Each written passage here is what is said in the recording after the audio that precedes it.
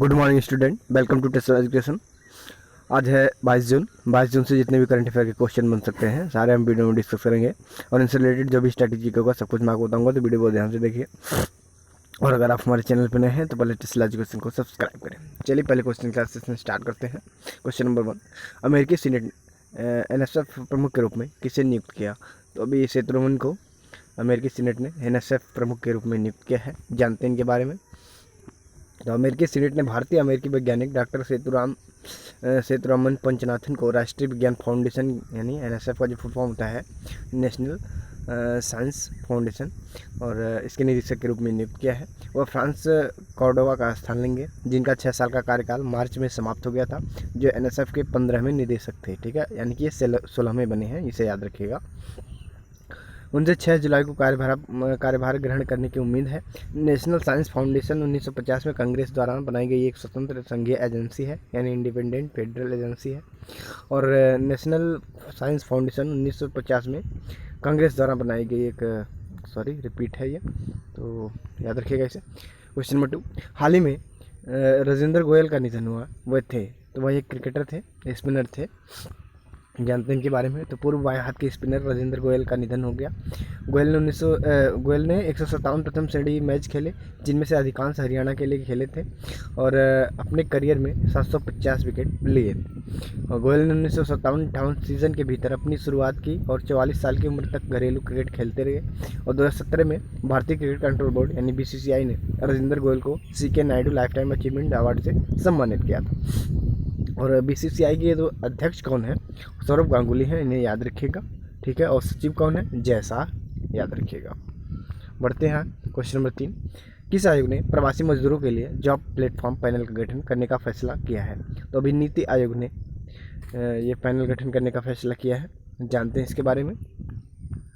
नीति आयोग ने प्रवासी मजदूरों के लिए एक जॉब प्लेटफॉर्म विकसित करने के लिए एक पैनल का गठन किया।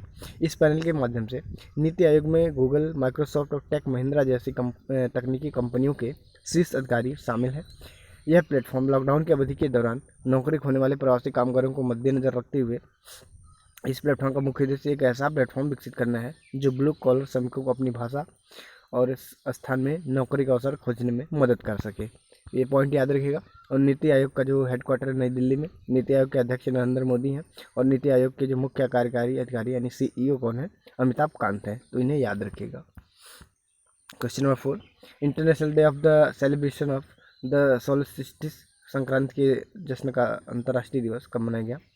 तो ये जो है 21 जून को मनाया गया है। ठीक है, याद रखिएगा इसे, जानते हैं इसके बारे में। तो international day of the celebration of the solstice, Sankranti के जश्न का अंतर्राष्ट्रीय 21 जून को विश्व स्तर पर मनाया जाता है। यह दिन कई धर्मों और जनजातियों संस्कृतियों के लिए संस्कृत और विश्व उनके महत्व के बारे में जागरूकता लाता है। संस्कृत के जश्न का अंतर्राष्ट्रीय दिवस संयुक्त राष्ट्र महासभा द्वारा 20 जून 2019 को संकल्प ARES/73/300 के तहत घोषित किया गया था, तो इसे याद रखिएगा। और वर्ल्ड हाइड्रोग्राफी डे भी 21 जून को ही मनाया गया, याद रखिएगा इसे। क्वेश्चन नंबर 5 क्या है? किस बैंक ने निकारागुआ की सरकार के लिए $20.10 मिलियन की LOC विस्तारित की है? तो अभी एक्जिम बैंक ने की है, जानते हैं इसके बारे में। तो भारत सरकार की ओर से export import bank of India यानी एक्जिम द्वारा $20.10 मिलियन अमेरिकी डॉलर की लाइन ऑफ क्रेडिट, LOC का full form line of credit, याद रखिएगा, को निकारागुआ गणराज्य की सरकार के लिए विस्तारित किया गया है। और LOC निकारागुआ गणराज्य में एल्डो चावरी अस्पताल में पुनर्निर्माण के लिए विस्तारित की गई है, याद रखिएगा इसे। और एक्जिम बैंक के प्रबंध निदेशक डेविड रस्किना है। निकारागुआ की राजधानी मनागुआ, मुद्रा निकारागुआ कोर्डोबा है, तो इतनी चीज़ यहाँ से याद रखिएगा। क्वेश्चन नंबर 6 क्या है? हाल ही में कौन ITF मेंस खिलाड़ी पैनल में खिलाड़ी सदस्य के रूप में शामिल किए गए हैं? तो निकी पुनाचा ये ITF मेंस खिलाड़ी पैनल में शामिल हुए हैं, देखते हैं इनके बारे में। तो अंतर्राष्ट्रीय टेनिस महासंघ द्वारा ITF world tennis tour player panel, इसके लिए खिलाड़ियों की जो सूची जारी की गई है उनमें इनका नाम है। इस सूची में भारत के निकी पनुचा को ITF world tennis tour player men's panel में शामिल किया गया है। पुरुष और महिला पैनल की अध्यक्षता क्रमशः मार्क वुडफोर्ड और मैरी पियर्स करेंगे, जो ITF बोर्ड डायरेक्टर्स में एथलीट प्रतिनिधि हैं, तो इसे याद रखिएगा। अंतर्राष्ट्रीय टेनिस महासंघ के अध्यक्ष और CEO कौन है? David Haggerty. अंतर्राष्ट्रीय टेनिस महासंघ के मुख्य परिचालन अधिकारी केली फेयरवेदर। अंतर्राष्ट्रीय टेनिस महासंघ का मुख्यालय लंदन, यूनाइटेड किंगडम में, याद रखिएगा इसे। और क्वेश्चन नंबर 7 पे चलते हैं। आरबीआई ने पीएमसी के ग्राहकों के लिए निकासी सीमा बढ़ाकर कितनी कर दी? तो अभी 50,000 से इन्होंने 1 लाख कर दी है। जानते हैं इसके बारे में। तो भारतीय रिजर्व बैंक ने मुंबई स्थित Punjab and Maharashtra cooperative bank limited जमाकर्ताओं के लिए निकासी सीमा को बढ़ाकर 1 लाख रुपये कर दी है। इससे पहले निकासी सीमा 50,000 रुपये निर्धारित की गई थी। आरबीआई के अनुसार आहरण सीमा बढ़ाने के साथ ही अब बैंक में 84% से अधिक जमाकर्ता अपने खातों में बची शेष रकम को निकाल सकेंगे। तो इसे याद रखिएगा। आरबीआई के 25वें गवर्नर शक्तिकांत दास हैं, ठीक है, 25वें नंबर पे है, इन्हें याद रखिएगा। और इसका हेडक्वार्टर कहाँ है? मुंबई में। स्थापित 1 अप्रैल 1935 को हुआ था ये, ठीक है। कोलकाता में इसकी स्थापना की गई थी। तो इसे याद रखिएगा। क्वेश्चन नंबर 8 पे चलते हैं। फ्रांस ने भारत की कोविड-19 प्रक्रियाओं को बढ़ावा देने के लिए कितने मिलियन यूरो के ऋण समझौते पर हस्ताक्षर किए? तो 200 मिलियन यूरो के ऋण के समझौते पर हस्ताक्षर हुए हैं। जानते हैं इसके बारे में।